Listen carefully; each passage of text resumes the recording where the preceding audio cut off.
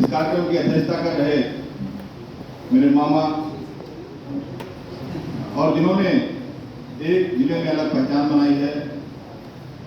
आदरणीय श्री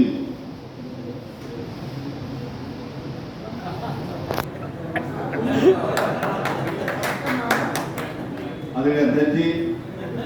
हमारे बीच में उपस्थित विधान परिषद के सम्मानित सदस्य, हम लोगों के विधायक बनने के बाद जो गरीब कल्याणकारी योजनाओं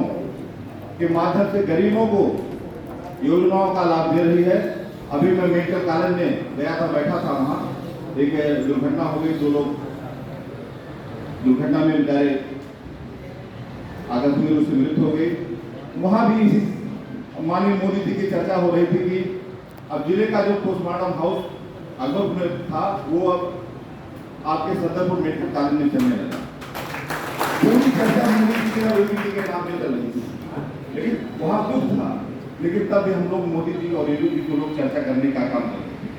क्योंकि देश का जो सम्मान रहा, जो विश्व पटल पर देश का सम्मान रहा है, उसका सारा श्रेय भारतीय जनता पार्टी की सरकार और उसके नेतृत्व जो कर रहे हैं आदरणीय मोदी जी को जाता है। मैं उनको आपकी तरफ से, मंच की तरफ से उनका हृदय से अभिनंदन करता हूँ, स्वागत करता हूँ कि उन्होंने देश को 11 साल में जिस ऊंचाई से पहुंचाने का काम किया है वो 70 साल में कभी होने का काम नहीं हुआ। गरीब के गांव में आप जाने का काम करिए, योजनाएं की जो चर्चा होती है, आप किसी भी अस्पताल में जाने का काम करिए, जो अपनी दवा नहीं करा पाता था, आज 5 लाख के आयुष्मान कार्ड बनने के बाद हमारे जो गरीब लोग गांव में निवास करते हैं, शहरों में निवास करते हैं, उनकी दवा करने में कोई कमी नहीं होती है। ये सरकार अपने ऊपर उठाने का काम कर रही है और ये देश के यशस्वी प्रधानमंत्री ने गरीबों के दर्द को समझने का काम किया। ऐसी योजनाओं को लाभ देने का काम हमारी सरकार करने का काम है। मैं एक बार पुनः मंच के सभी सम्मानित अतिथियों का और विशेषकर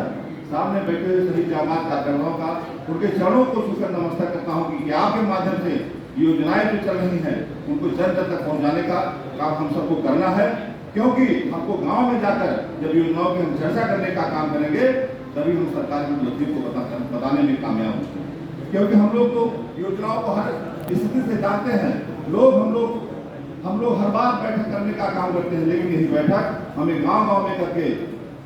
न्याय पंचायत में करके, हमें महिलाओं के बीच में, गरीब लोगों के बीच में जाकर बताने का काम करना है कि सरकार हमारे लिए